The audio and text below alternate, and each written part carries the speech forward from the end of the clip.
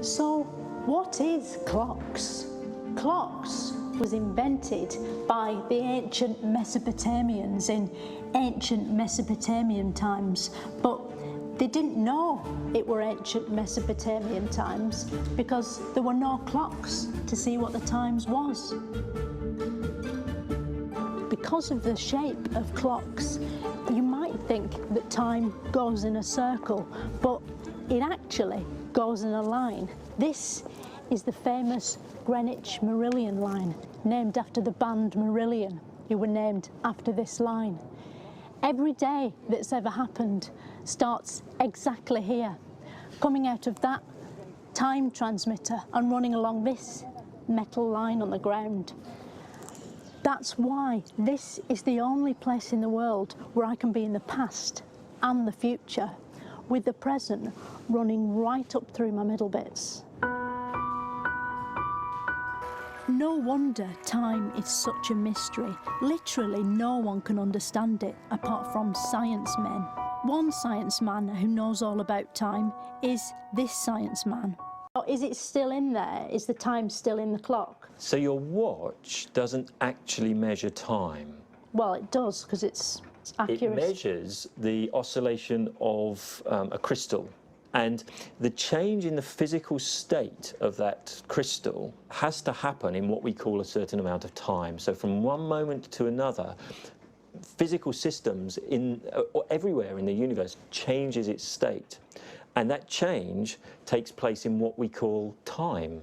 And that's the only way we can infer the existence of time. But actually what time is, we don't know. Right. So, even the people who understand time don't understand what time is. It'll always be an unknowable mystery, like why the seasons change or how a telephone works. 1 in 20 people has been a victim of crime, which means that 19 out of 20 people are criminals. No wonder we need police. In the olden days, if someone did something wrong, there was nothing you could do except form a mob with your neighbours and hunt them down and kill them. But what is rules?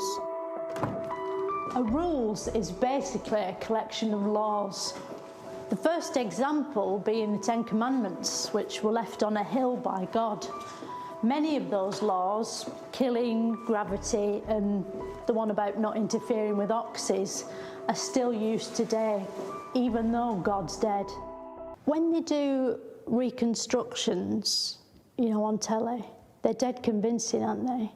Have any of them sort of, like, got a bit out of hand and turned back into an actual crime? Not to my knowledge, no. It must have happened. Must have. Probably not. They're relatively highly... It probably has happened, though. We'd probably have heard of that if it had happened. All right, okay. So, if there wasn't police, we'd be able to do what we liked, which is great. But then the police wouldn't be able to do what they liked, which is be the police. And that would be against their human rights. It's almost unbelievable that before Charles Darwin invented evolution in 1859, no one had ever evolved. Without him, none of us would be here today, except in the form of fossils or gibbons. The story goes that here in this garden in Kent, Darwin saw an apple fall from a tree and wondered if there was a monkey up there. And if so, where that monkey might have come from.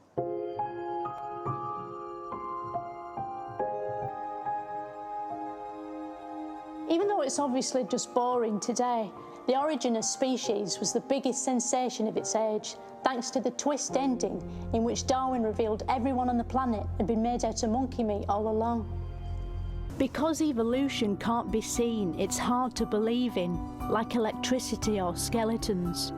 But one day, maybe we'll evolve eyes that can see evolution, and that'll prove it's real. The computer was invented by Charles Babbage in 1822, but it didn't have a screen, so no one knew what it was doing. Konrad Zuse managed to invent a proper one in Germany in 1936, but that one got bombed up by the British. And that meant we could invent it first again, thanks to a man called Alan Turing here at Bletchley Parks in War II. Over the centuries, many things have been used as money, including amber, wheat, eggs, travellers' checks, feathers, book vouchers, lobsters, beads, gold, leather, nectar points, rice, peas, mugs and money. It was only the last of these that caught on.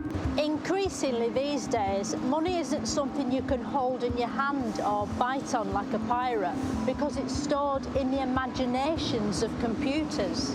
And some of those computers are probably here in the Bank of England. But that computer money is in crisis. UK government debt is now £1 trillion, and even Wonga can't help. How much does it cost to make a 1p piece? Because if it's less than 1p, then it's a con, isn't it?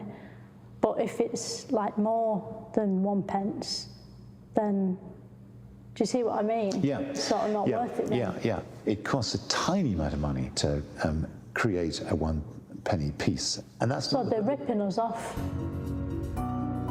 It seems no one really knows what money is. It will always be an unsolvable problem, like a crossword or a Rubik's Cube. Someone who didn't agree with democracy was Adolf Hitler. Hitler didn't have much to do with democracy at all, but people do like watching documentaries about Hitler, so we've put him in, which is democratic, which he'd hate. British democracy began in Knights in Armour times here at Runnymede, which sounds worse than it is.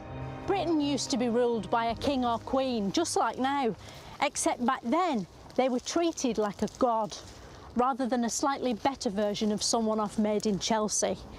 Soon, Britain had its own parliament, which could stop the king doing what he wanted by a simple process of cutting his head off. What would happen if we voted to end democracy? How would we do that? Take a vote. And what would the vote say? I vote to end democracy. And what would we put in its place? Don't know. Well, it wouldn't be a very sensible thing to end one system of government without knowing what system of government you're going to replace it with. It's like saying, let's vote to leave our house without knowing where we're going to go and live next. No one's going to do that. I bet you're terrible to go on holiday with. Election day is your chance to do democracy. You don't have to stand up and be counted. You can sit down and be ignored if you like, because that's your democratic right. You can choose not to matter, and that matters if you want it to. It's up to you. But you wouldn't normally use Minecraft as part of an architectural education.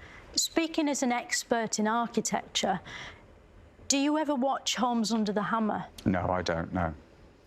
You don't watch Homes Under the Hammer? I've never seen it, no. You've never seen Homes Under the Hammer? I've never seen Homes Under the Hammer. Why not? You must have heard about it. I haven't heard about it, no. Don't you and the other architects talk about it? It's not a subject that's ever come up, no. I think you'd enjoy it. I think you'd get a lot out of it. I shall go and have a look, yes. Yeah, I think you should. Maybe one day, human beings won't need buildings anymore. Although, for that to happen, we'd probably need to evolve skins made of bricks. And that might take at least another 30 years. So until then, buildings it is.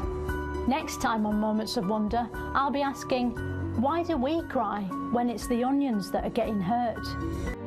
For years, we've asked questions like, is there a meaning to life? How did those shoes get in my fridge? And most weird of all, how am I thinking these things? When you think about it, thinking about thinking is the hardest sort of thinking there is, which makes you think. To find out more about philosophy, I've got an expert here with me. Or have I? Or am I here? Maybe I'm imagining them, or they're imagining me. Or am I? Hello, philosophy lady. Am I here? Yes. How do you know? Well, I can see you, I can probably feel you, I can hear you. What lovely warm hands. Thank you. It is possible that I'm dreaming. Yeah. Or I could be dreaming too, couldn't I? Or you could be dreaming, yes, but you asked me whether you were here. So if I was dreaming, that wouldn't have happened. No, if you were dreaming, that wouldn't have happened. If I were dreaming, then my belief that you are here might be false. Right. And unless I can tell that I'm not dreaming, therefore, it's possible that you're not here. Yeah. But if we both sort of nip ourselves... Well, the trouble with nipping yourself like that is you might dream that as well. I mean, any test you can do to see whether you're awake, you could do when you're asleep. Any belief that could be false if you were asleep is a belief of whose truth you can't be certain unless you can be certain that you're awake. Perhaps Descartes was right, and we think because we are.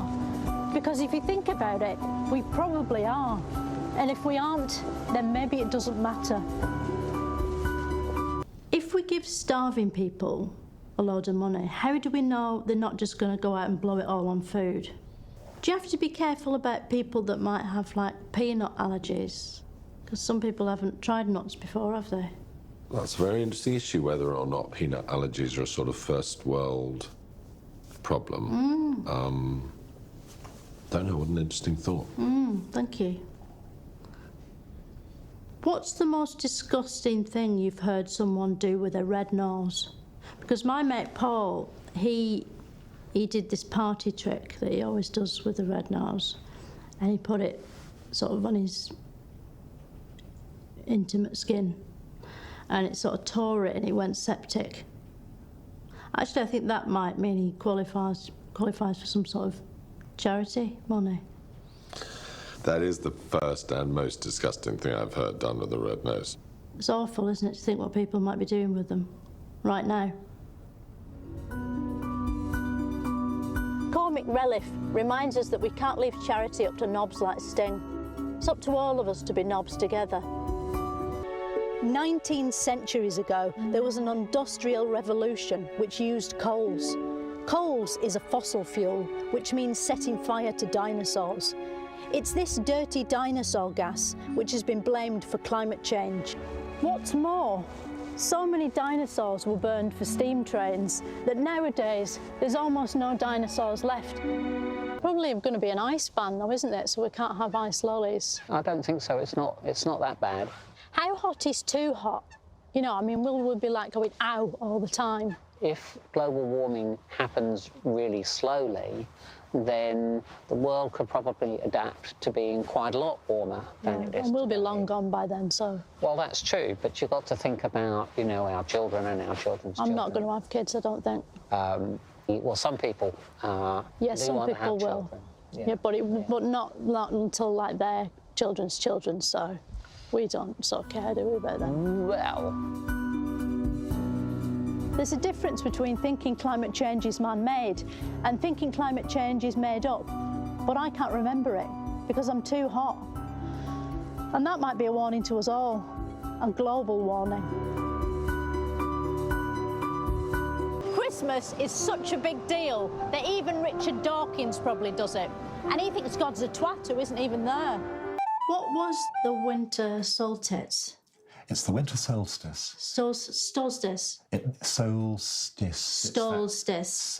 Solstice. You got it. It's that magical time, midwinter and midsummer, when the sun seems to stand still. To the eye, it appears to stop moving along the horizon. Well, you're not meant to look at it, are you? Because it hurts your eyes. You can look at it when it rises and you can look at it when it sets. Then you can. No, you can't. It makes you go blind. You can. Believe, trust me, you can. That's probably why you've got glasses. Of course, for most people, it wasn't really Christmas until the birth of Jesus Christ, an icon who was almost as revered back then as Beyoncé is today. Jesus' mum was this woman, the Virgin Mary, who one night got visited by an angel and told she'd been gotten pregnant by a Holy Ghost. Of course, actual ghost is ectoplasm, which only contains ghost sperm. But Jesus wasn't born a phantom, leading experts to believe Mary wasn't impregnated by a real ghost, but by a man in a sheet, like in Scooby-Doo. In the Middle Ages, did they know it was the Middle Ages, or did they just think, this is now? You know, how did they know that they were halfway through time? They thought this is now, and they thought they're incredibly advanced. This is the greatest moment that society would reach to. It'd be amazing, wouldn't it, to get a Tudor back that we could resuscitate, yes, cryogenically or something. Yes. And then show him what had happened since he'd died. It would blow his mind, wouldn't it? It would. The internet. The internet. Google. Cars.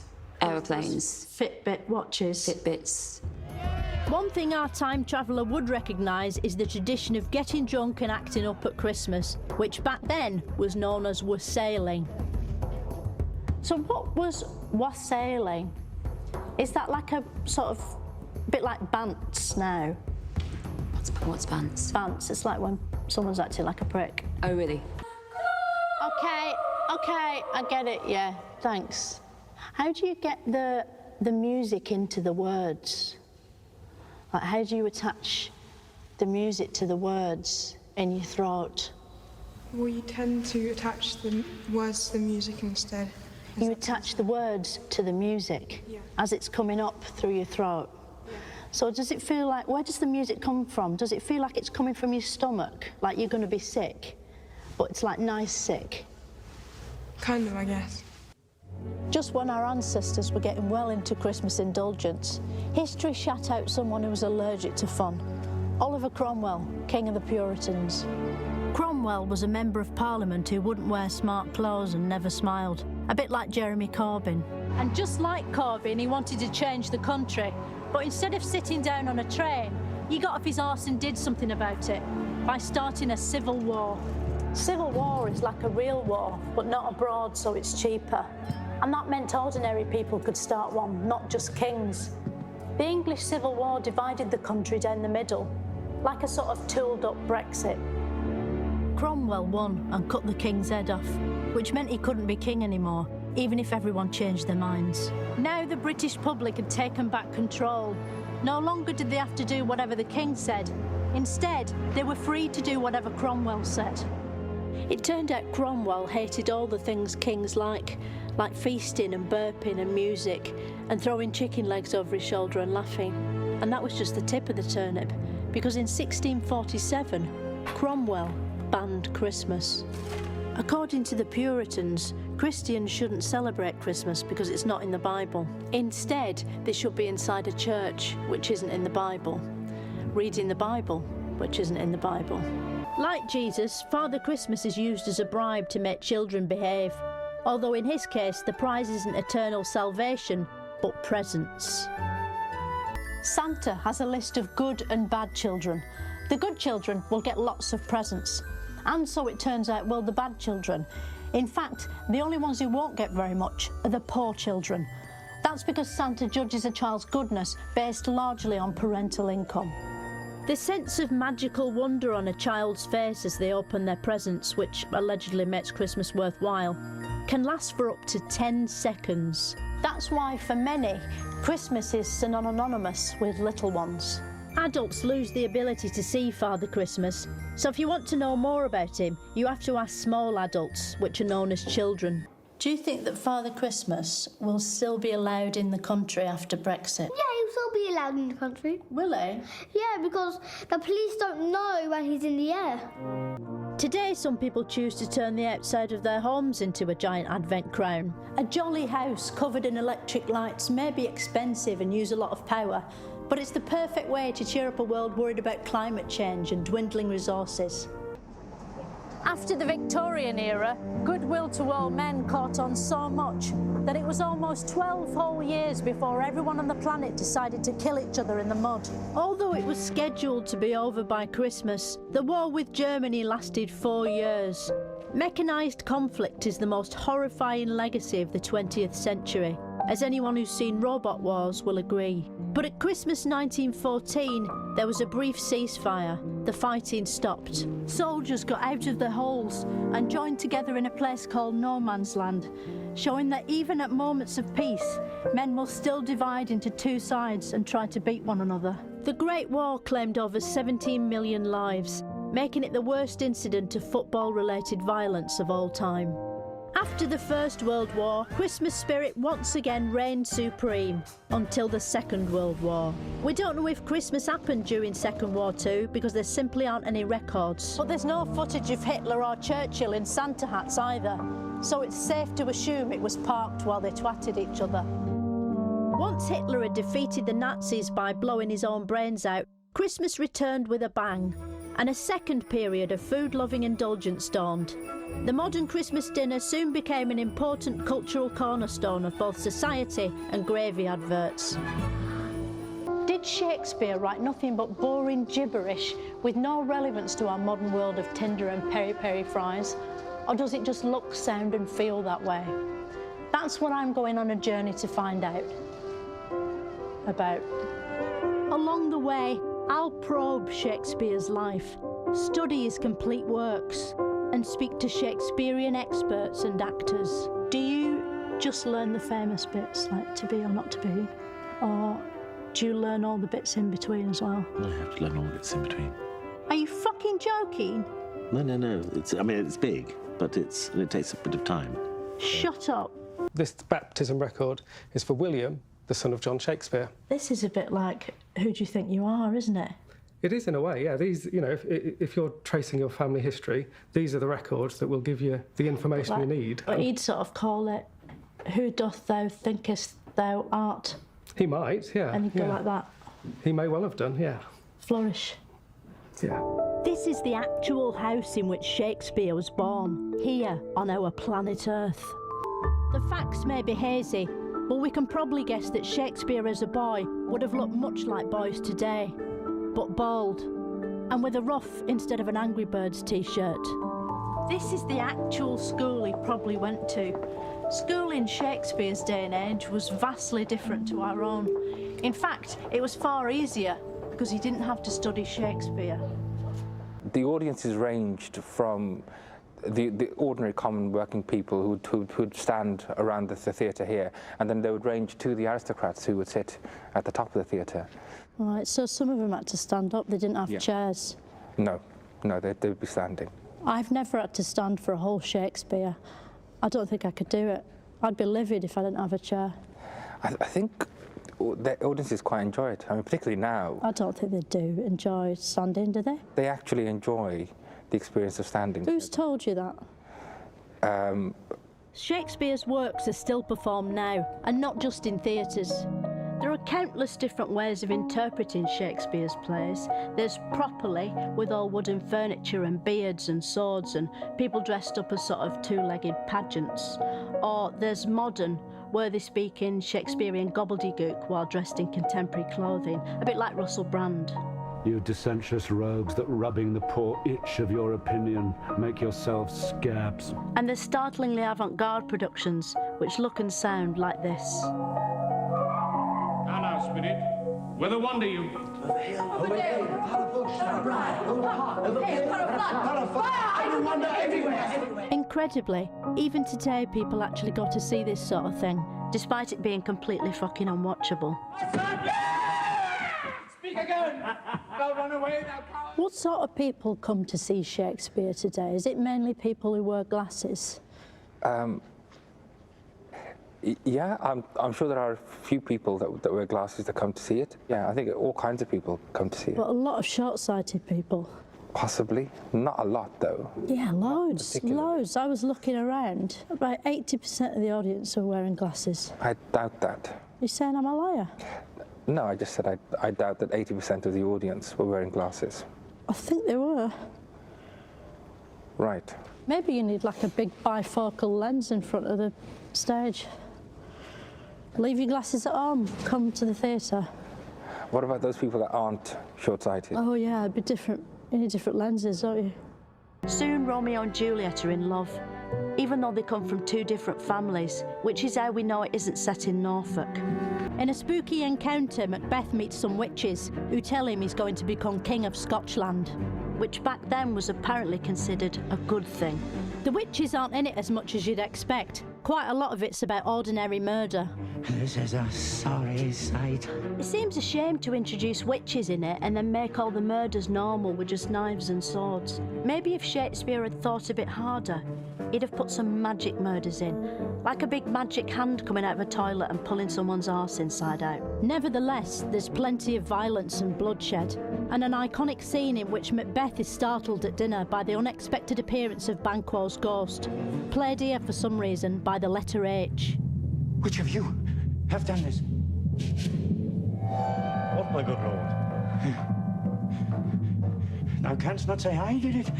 Never shake thy Goldilocks at me. You know when you read a word in a book and you sort of hear that word in your head, how do they get the sounds into the ink to make it play in your head? Well, what they're doing is they've got all the words sort of written down and spelled out, and they put those letters into the printing process and then print them on the page, and then it's as you're reading it, you're making the sounds in your head. You can hear them talking, can't you? Yeah, because you know what the words mean and how they sound. You can then play it back to yourself, if you like. Are these plays like computer code and the actors like characters in a computer game? I suppose that's one way of looking at it. The words are the lines, so they're telling the actors what they need to say, and then you'll find stage directions telling them what to do.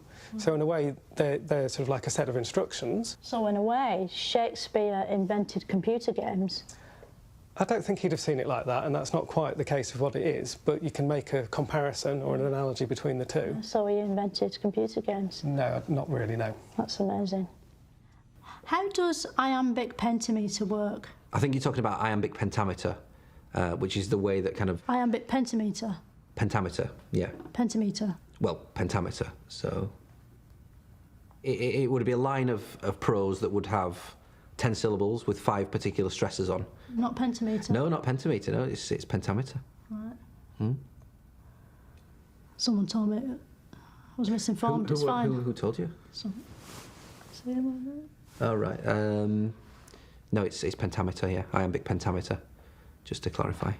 I wonder if all of Shakespeare's plays are suitable for kids, because there's that one about the dairymaid, isn't there, with a special pump?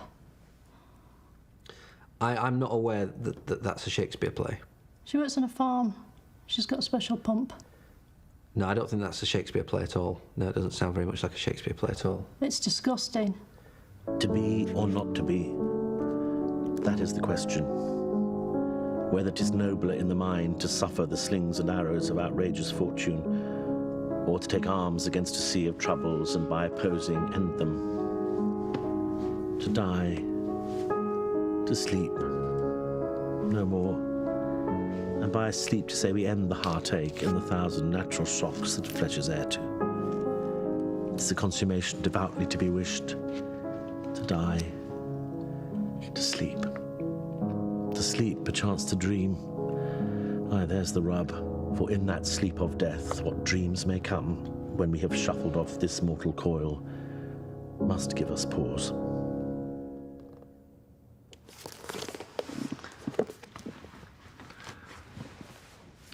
What was all that about then? Most people have heard of Hamlet, even if they haven't seen it, because it sounds quite boring. So what's it about? Well, I have seen it, and it's about 4 hours long. He made up about 1,000 words that we still use today. Did he? But I've got a list of words Okay. that he might or might not have made up. Okay. And you tell me if Shakespeare made them up or not. Okay. Cuckoo. No, I don't think so. Ukulele. No. Truffle balling. No. Ceefax. No. Omnishambles. No. Nutribullet. No. Mixtape. No. Spork. No. Rufflecopter. No. Bomberclot. No. Zhuzh. No. Potatoey. No. Bromance. No. Sushi. No. Titwank. No. Hobnob. Yes. I suppose it makes sense that he came up with hobnob, doesn't it? Because it's the sort of the most old-fashioned of biscuits. It's got like bits of hay in it and stuff. Yeah. It's like eating a thatched roof. At this time, Pangaea was full of dinosaur. A race of Godzilla monsters so scary, normal human beings didn't dare exist until they'd all gone. Dinosaurs came in many flavours, just like kettle chips. As this actual footage shows, the main ones were the across ones who ate grass, and the up and down ones who ate the across ones.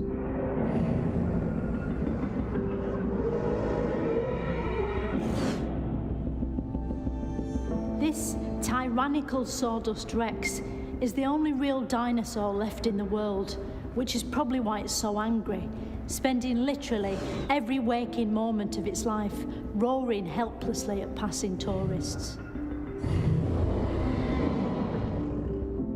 People wonder why the dinosaurs became extinct, although it's hardly surprising they died out when you see the barbaric conditions they're kept in zoos such as this one.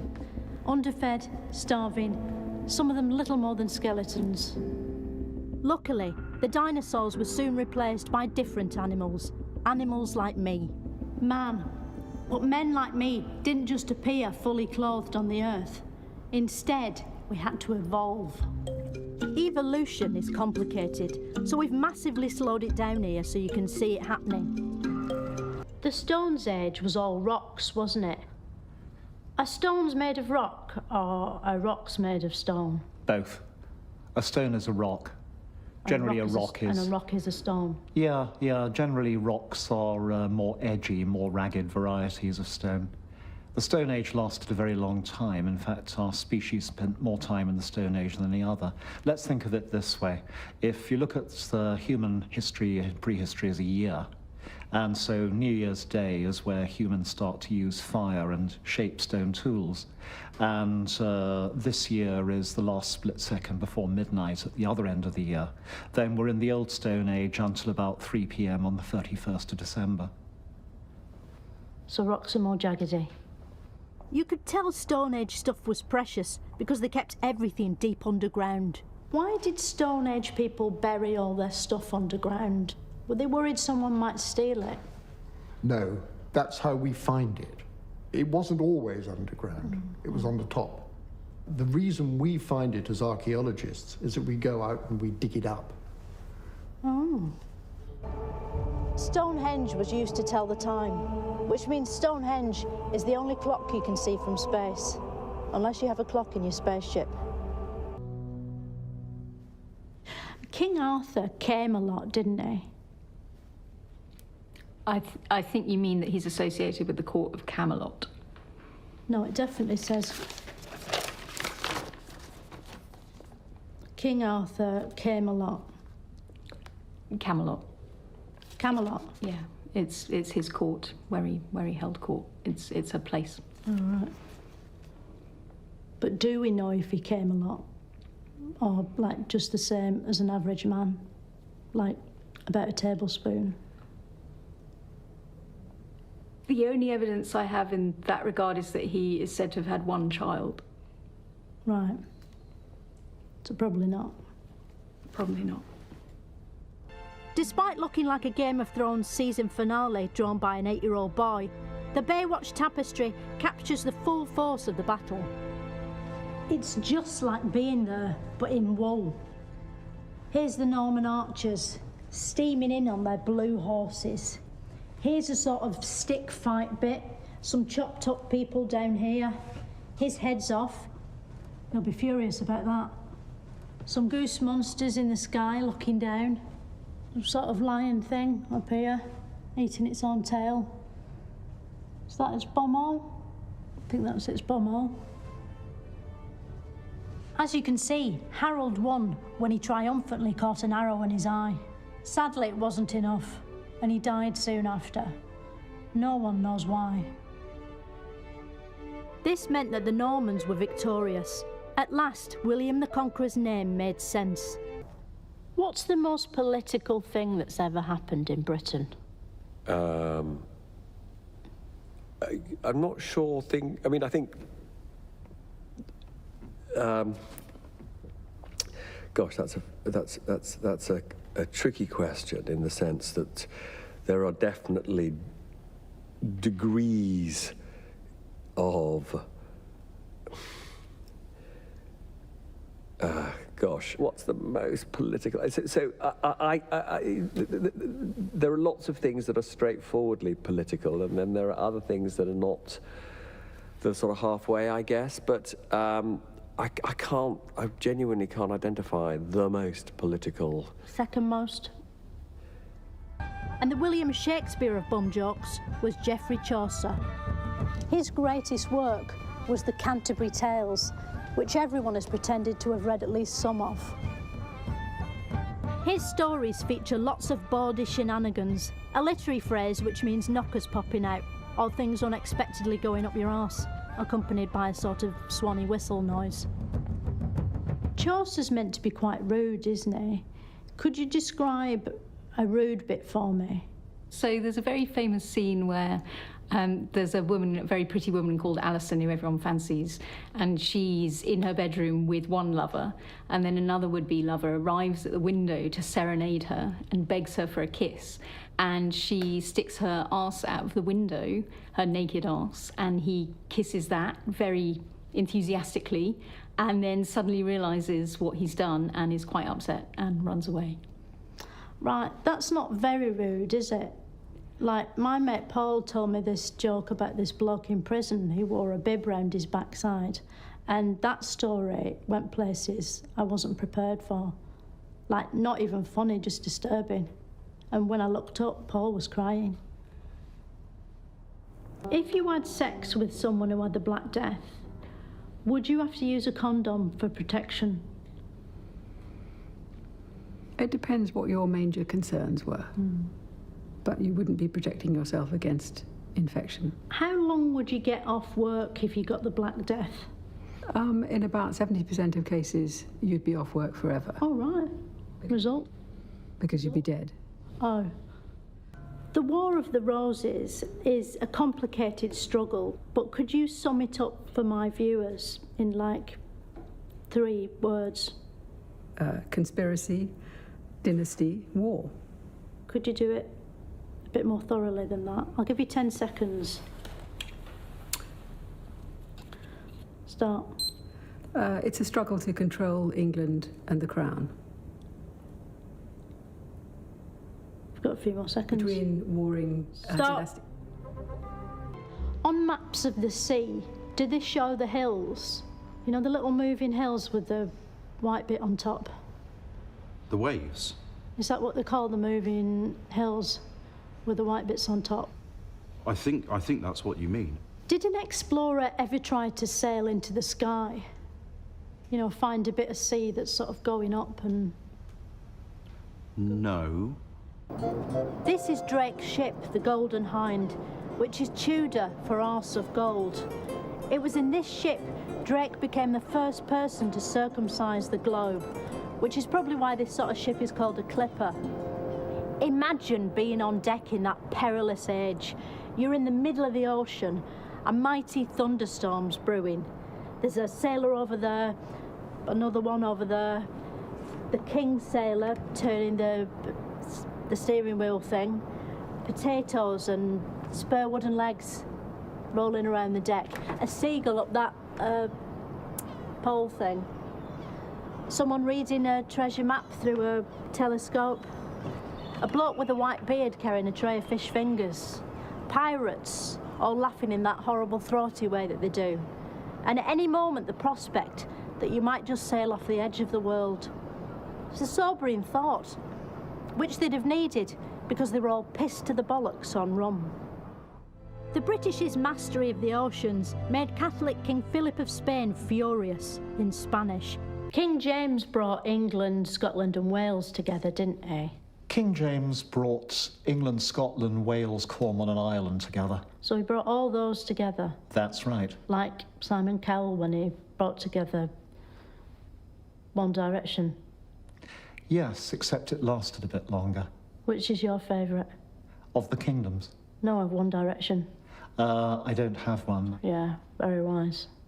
Thanks to King James, Great Britain was born, and with it came a new flag, the Union Jack, a sort of mega mix of the nation's previous flags. The Union Jack has it all. The white and red of England, the blue of Scotland, and from Wales, red again, from the dragon. But not the actual dragon, even though it's the best bit of the flag. Basically, whoever was doing this probably just had a ruler and couldn't face doing the dragon. Charles was caught in a big king net and executed here in Whitehall. A proud man to the last, he wore 2 shirts so no one could see him shiver, to preserve his regal dignity. And according to witnesses, it worked. His severed head rolled regally along the ground, pumping blood everywhere and getting covered in hay and dirt and dried up flecks of dignified fox shit. And no one mentioned the rest of him shivering at all. Why did they decide to have the plague twice? More than anything, it must have just been boring. Well, they had many, many more times than twice. Did we get the plague because of the European free movement of rats and fleas and our inability to control our borders? It certainly looks as though the epidemic came to England by ship. Mm. So in that sense, yes, it's imported. They are immigrant rats and fleas. And they wouldn't integrate, except when they bit us. Who was the Witchfinder General? The Witchfinder General was a young man called Matthew Hopkins. Matthew Hopkins? He went to my school. This is a different Matthew Hopkins, I hope. How do you know? He's an IT consultant now. Well, the Matthew Hopkins I'm talking about died 350 years ago. He went on a witch hunt which covered the whole of East Anglia and resulted in the death of about 100 women. Yeah, it's not the same Matthew Hopkins. No. My Matthew Hopkins is going through a divorce. Well, I think that's pretty harrowing, but compared with stringing up aged women upon scaffolds and torturing them into confession, it's probably fairly minor. Yeah, puts everything in perspective, doesn't it? That's the great thing about history. Mm. What was the world like before Isaac Newton discovered gravity? Was everything just floating up to the sky? Well, gravity was always there, so it he just took the credit for it. Because he had come up with laws of motion and things like that, gravity was a major part of his understanding of the world. If gravity's real, as you seem to be claiming, how come it doesn't work on kites? In all things, there's a balance of forces, and so a kite stays in the air because of forces that are keeping the kite in the air. Would you say the best example of gravity today is the game show Tipping Point? Because without gravity, that wouldn't work, would it? For sure. But I wouldn't say it's the best example of gravity. There's way more exciting examples than that. Go on, tell me. Well, there's flight, and there's walking on the moon. There is I thought you less meant what's the best game show version of gravity? Oh. Deal or no deal? It doesn't really use gravity. Well, I thought you said everything uses gravity. Because Noel Edmonds would be up in the roof otherwise, wouldn't he? That's true. We're all subject to gravity without realising it, but the game would still go on, even without gravity. Or maybe not, actually. I've thrown you now, haven't I? You have. Made you think. If Shelley's one of the greatest poets in English literature, how come nobody gives a shit about him today? That's a complicated question. Why do they keep making Jane Austen's books into films and TV shows? There's only about 5 of them, isn't there? Whereas, like, there's 50 Mr. Men books and they haven't done all of those yet. I think there are lots of reasons for that. People love the love stories. They like the costumes. They're also wonderful books with lots of opportunities for humour. Are we talking about Jane Austen or Mr. Men? Probably both. Yeah. Who's your favourite Mr. Man? Mr. Tickle, probably. Yeah, love Mr. Tickle. Where did they get the steam that powered the trains back then? Did they have to sort of mine it from underground, or did they get it from the sky? Well, you can actually make steam by boiling water. So what they're doing is using the coal to boil the water and make the steam that way. Right, so clouds are made of boiling water. Why don't planes boil then when we fly through them? I think you probably want to speak to a meteorologist about the clouds. Okay. Darwin was born the son of a doctor. but using his own theories, soon evolved into a scientist. He was fascinated by nature and decided to find out more about it by going to sea on a beagle. Darwin sailed off on his science mission on a beagle, didn't he? He did, yeah. He went off for 5 years on the Beagle, a small ship which circumnavigated the world. Not a dog? No. So it wasn't a ship that evolved into a dog? Certainly not, no. On his journey, he visited the Noel Gallagher's Islands and came up with a theory that animals that were dead were less likely to reproduce than ones that were alive. Talk me through the events that led up to the moment where Charles Darwin invented the monkey. Darwin didn't invent the monkey. No one invented a monkey. OK, well, talk me through the events that led up to the moment where Charles Darwin didn't invent the monkey. Charles Darwin saw monkeys as potential progenitors of humans, i.e. we could have evolved from them. When they put monkeys in zoos, how long does it take for them to turn human? Well, it's not really to do with the zoo. All right, so say we kept one in the wild.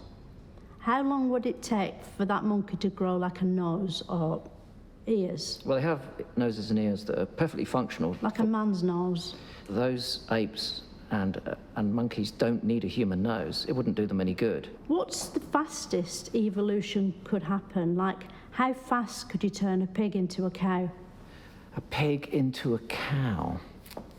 You're never going to be able to turn a pig into a cow. Why would you want to turn a pig into a cow? Pigs are quite good at being pigs, and cows are relatively good at being cows. Why do you want to turn a pig into a cow? Just see what it's like.